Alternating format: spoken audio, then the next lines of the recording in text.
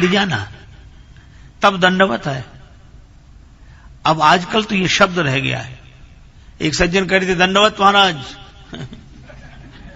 पर वो पड़े नहीं थे, खड़े थे। तो किसी ने कहा ये कैसा दंडवत? हमने कहा दंडवत तो है, दंडवत है, खड़े हैं, पड़े नहीं।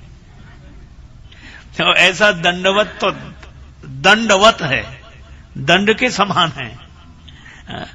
इसलिए भाई ये झुकना आ जाए और लकड़ी की तरह झुकना आ जाए, बिल्कुल सीधा, हमारे झुकने में भी सरलता हो, सहजता हो। पर एक अद्भुत बात है, सती जी को संशय हुआ। चलो संशय होना भी बुरा नहीं है, पर इस संशय को स्वीकार कर लेना यही सबसे बड़ी बात है। एक सज्जन बोले कि सबसे बड़ा ज्ञान क्या है? सबसे बड़ा ज्ञान क्या है?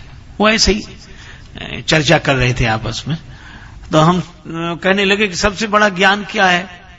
हमने कहा अपने अज्ञान का ज्ञान।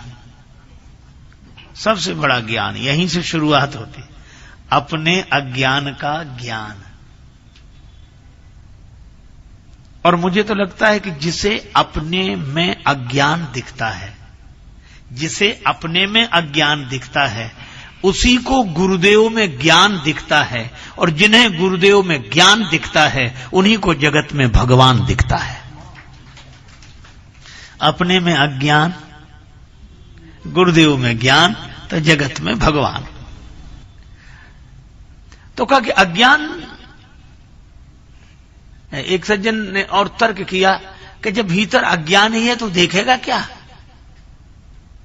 ज्ञान हो तब तो दिखे, अज्ञान में तो कुछ नहीं दिखता, और जो अज्ञान से भरा है वो कैसे दिखेगा?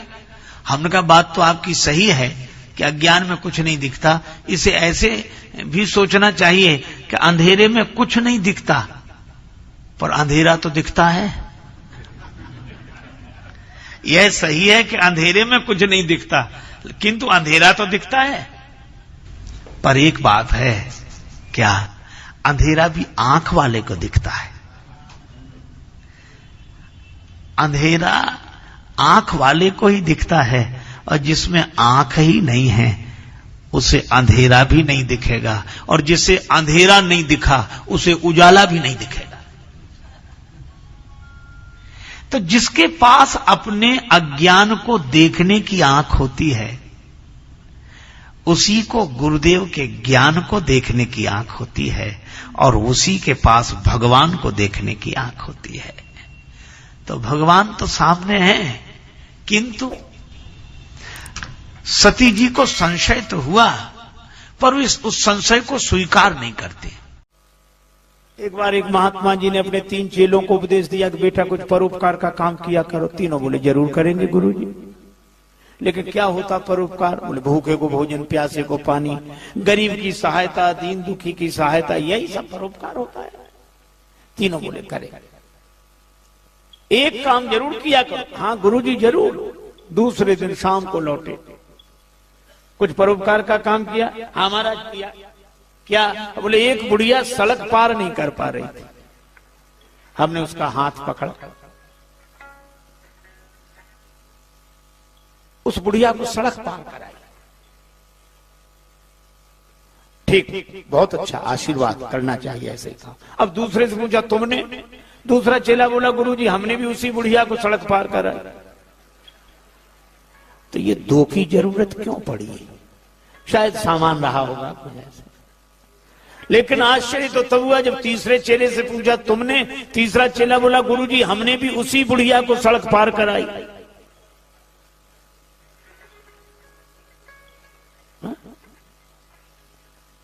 अब गुरुजी के आश्चर्य का ठिकाना नहीं रहा कि 3 की जरूरत क्यों पड़ी। एक बुढ़िया को सड़क पार कराने में 3 की जरूरत क्यों पड़ी?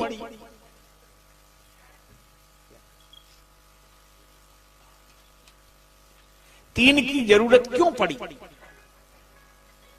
तो तीनों बोले गुरुजी दरअसल बात ये थी कि बुढ़िया को सड़क पार करना ही नहीं था। तो तुमने सड़क पार क्यों कराई? बोले हमें परोपकार करना था। तो हमने बुढ़िया से कहा चल तुझे सड़क पार कराएं। वो बोली हमें नहीं जाना। बोले तुझे नहीं जाना पर हमें तो परोपकार करना है। तो उसने जिद की तो दोनों हाथ पकड़ लिए और खींच कर ले जाओ तो वो गालियां देने लगी। तो तीसरे ने हाथ पकड़ा, तीनों ने मिलकर परोपकार कर दिया। गुरुजी बोले मूर्खो, वो गाली देती रही तो भी तुम्हें समझ में नहीं आया? बोले गुरुजी आप ही तो कहते थे कि अच्छे काम में गाली भी मिले तो परवाह नहीं करना चाहिए, कर देना चाहिए। अब बोलो ये परोपकार है, ये परिहित है। बहुत बार तुम धर्म के नाम पर धर्म करते रहते और धर्म के नाम पर हम जो धर्म करते हैं उसका धर्म से कोई संबंध। एक राजा को बड़ी चिंता हुई कि हमारे राज्य में कितने आलसी हैं, तलाश करो। मंत्री बोला सरल उपाय है, आप आलसी घर बनवाओ। आलसी घर बनाया गया। राज्य में मुनादी हुई कि जो आलसी हों उनके लिए सुनहरा अवसर, आलसी घर में पधारें, आराम से रहें, सारी व्यवस्था राज्य की ओर से होगी। आलसियों के लिए एक आवश्यक शर्त है, कर कुछ नहीं सकते। दूसरे ही दिन आलसी घर भर गया, दूसरा बनाया वो भी भर गया। राजा को बड़ी चिंता हुई कि हमारे राज्य में इतने आलसी। मंत्री बोला कि सरकार इतने आलसी हो ही नहीं सकते, तो असली आलसी कैसे मिले? कहा घास फूस के झोपड़े हैं, आलसी घर लगा दो आग।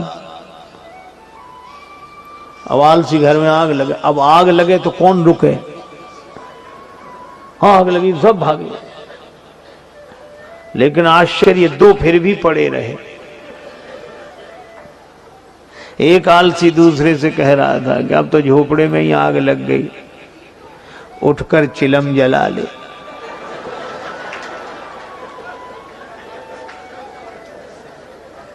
दूसरा बोला अब उठकर कौन जाए, आग तो खुद जलते जलते यहीं आई जा रही है। मंत्री ने कहा कि महाराज यही दो हैं, बाकी नहीं है। तो क्या हुआ, किसी का विवाह हुआ, नववधू घर में आई, गांव की घटना है। तो बहू के ढंग से कोई घर का कामकाज नहीं करती, पढ़ी लिखी और बहुत अभिमानी स्वभाव की थी। बेचारी सास सोचे कि घर का काम नहीं होगा तो क्लेश होगा, तो बेटे को दुखी नहीं देखना, तो खुद ही काम करती वो सब। एक दिन बेटे को लगा कि ये बैठी रहती है, तो बेटे ने सोचा कि मैं मां के हाथ से झाड़ू लेकर झाड़ू लगाऊंगा, तो इसे शर्म लगेगी। पति ने उसके हाथ से झाड़ू, नहीं तुम मत लगाओ, मैं लगाऊं। बोली नहीं, मां बोली मैं लगाऊंगा। अब बेटा कहेगा नहीं माता जी अच्छा नहीं, मैं लगाऊंगा। अब दोनों झगड़ने लगे। सोचा कि शायद इसे शर्म लगे, तो बहू बैठी बोली काहे को झगड़ा करते हो, मेरे तो सिर में दर्द होने लगा। क्यों झगड़ते हो, एक दिन तुम लगा लिया करो, एक दिन ये लगा लिया करेंगे। बोलो। और एक दूसरा दृश्य देखो, किसी आदमी का विवाह हुआ, पत्नी के साथ घर में आया बेटा, तो बहुत दुखी। पत्नी ने कहा क्या हुआ? बोले देखो तो तुमने मेरे पीछे अपने माता पिता का त्याग कर दिया। पत्नी बोली वो तो सब करते हैं, उसमें क्या है? बोले नहीं, समानता का युग है, मैं भी समानता का आदर्श उपस्थित करूंगा। कैसे? बोले हे देवी, तुमने मेरे पीछे अपने माता पिता का त्याग किया, तो हम तुम्हारे पीछे अपने माता पिता का त्याग करते हैं। हो गई समानता। अरे भाई, एक आदमी बोला माँ बाप दोनों बराबर, उसमें क्या है? अरे हमने कहा ये शब्द ही अंतर बताते हैं। जब हम लोग बोलते हैं मां तो मुंह खुल जाता है मां, और जब बोलते हैं बाप तो बंद हो जाता है। सीधी सी बात है, जिसके आगे बालक का मुंह खुल जाए वह मां है, और जैसे देखते ही बेटे का मुंह बंद हो जाए वो बाप है। एक बार एक मरीज वैद्य के पास गया। वैद्य जी कल से परेशान है, पेट में दर्द है, आंखों में जलन है। वैद्य जी ने 2 पुड़िया बना कर दी। ये चूरन है, गर्म पानी से ले लेना, पेट ठीक हो जाएगा। और इसमें ये अंजन है, इसको आंख में लगाना। ठीक है, लेकर तो गया। पुड़िया भी सही थी, वैद्य जी भी सही थे। घर जाकर पुड़िया बदल गई।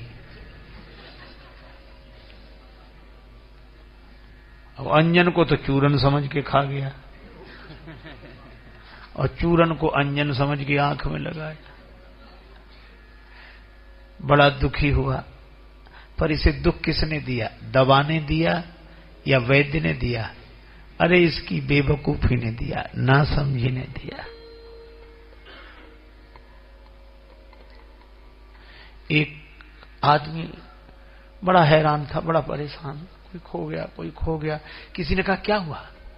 कौन खो गया? मेरी पत्नी खो गई है, मिल नहीं रही। पत्नी खो गई? हाँ। तो नाम पता बताओ तो हम भी तुम्हारी सहायता करें, तुम्हारी पत्नी को खोज निकालें। नाम क्या है? बोला हमारा नाम बेवकूफ है। बेवकूफ? हाँ। और तुम्हारी पत्नी का क्या नाम है? तो बोला फजीहत। तो वो आदमी बोला छानते फिजूल यार आसमां जमी, छानते फिजूल यार आसमां जमी, और बेवकूफ अगर हो तो फजीहतों की क्या कमी। यहां जा वहां फजीहत। तो उस आदमी की मूर्खता ने दुख किया दिया। न वैद्य ने दिया, न दवा ने दिया, दवा बदल दी। और अगर यह देखा जाए तो यह कहानी हमारी है, किसी और की नहीं। भगवान का भी दोष नहीं है। काल ही कर्म ही ईश्वर ही मिथ्या दोष लगाए। क्यों? भगवान ने तो 2 पुड़िया दी थी, एक चूरन की, एक अंजन की। ये 2 पुड़िया क्या है? एक दिल और दिमाग। भगवान ने कहा कि तुम सुखी रहोगे संसार में, एक काम करना। क्या? दिमाग लगाना दुनिया में और दिल लगाना हम में। अब हमने पुड़ियां बदल दी, दिमाग लगाए हैं भगवान में और दिल लगाए हैं दुनिया में। और कुछ नहीं, केवल इतनी सी बात है। इसलिए रोते हुए आते हैं। क्या बोल महाराज, हम बड़े दुखी हैं। क्यों, क्या हुआ? हमारा तो दिल टूट गया। दिल टूट गया? किसने तोड़ दिया? हमारे अपने लोगों, हमारे घर वालों ने दिल तोड़ दिया। जो ये शिकायत करते हुए आते हैं, उनसे पूछो कि तुमसे दिल लगाने के लिए कहा किसने था?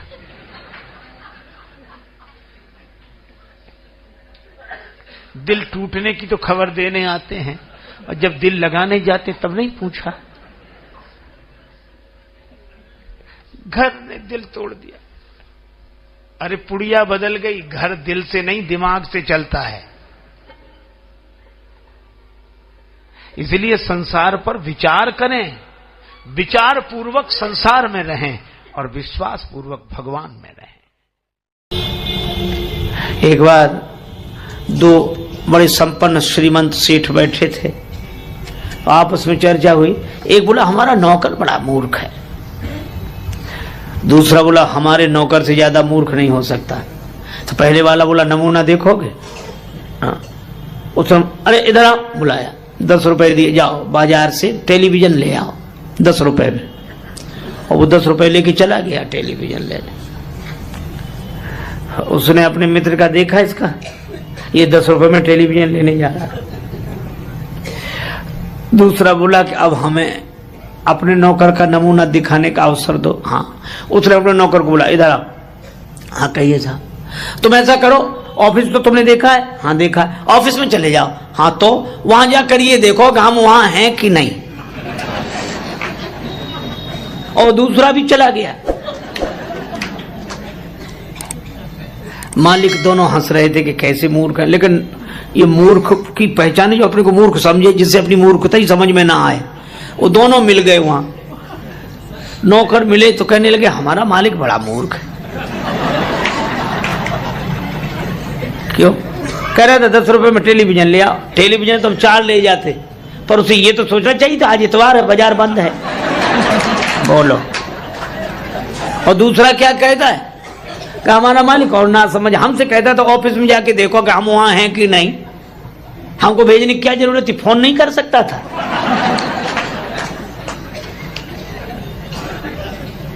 दोनों ही नहीं समझ रहे। एक गुरुजी ने एक चेला बनाया, तो चेला बनते ही वो बोला कि गुरुजी अब आप गुरु हम चेला, हमें कुछ सुनाओ। पहले शिष्य लोग कहते महाराज कुछ समझा दो, आप समझा सुनाओ। तो गुरुजी ने कहा कि बेटा राम राम किया करो। अरे कहा ये साधारण सब लोग लेते, इसमें क्या है। गुरुजी भी समझ गए कि चेला नहीं गुरु ही मिला है। तो गुरुजी ने कहा कि बेटा रामायण, रामचरितमानस, रामायण और सब। बोले ये भी साधारण चीज सब लोग गाते हैं, रामायण में क्या है, ऊंचा सुनाओ, ऊंची बात। गुरुजी ने कहा फिर गीता, हाँ ये कुछ चलेगी। तो गुरुजी बोले महात्मा आज सुनाते हैं, गीता कल सुनाएंगे, महात्मा ही सुनाओ। तो गुरुजी ने वही श्लोक सर्वोपनिषदो गावो दोग्धा गोपाल नंदना और 12 सभी उपनिषद जो हैं सो गाय हैं, दोहने वाले भगवान श्री कृष्ण हैं, और यह गीता ज्ञान ही दुग्ध है, पान करने वाला बछड़ा अर्जुन है। और चेला कहे वाह महाराज, आ महाराज क्या बात, क्या बात, वाह वाह वाह। सो गुरुजी 1 घंटे की जगह 1.5 घंटे बोलते रहे। बाद में गुरुजी ने कहा कि बेटा कुछ समझ में ना आया हो तो पूछ लो। बोला हमें समझना है, आप कम समझाते हो, हम ज्यादा समझते हैं। गुरुजी ने मन ही मन कहा कि हम ही नहीं समझ पाए पहले तुम्हें, लेकिन फिर भी कहा कि हम गुरुजी हैं तो कुछ तो पूछ लो, गुरु होने की कुछ।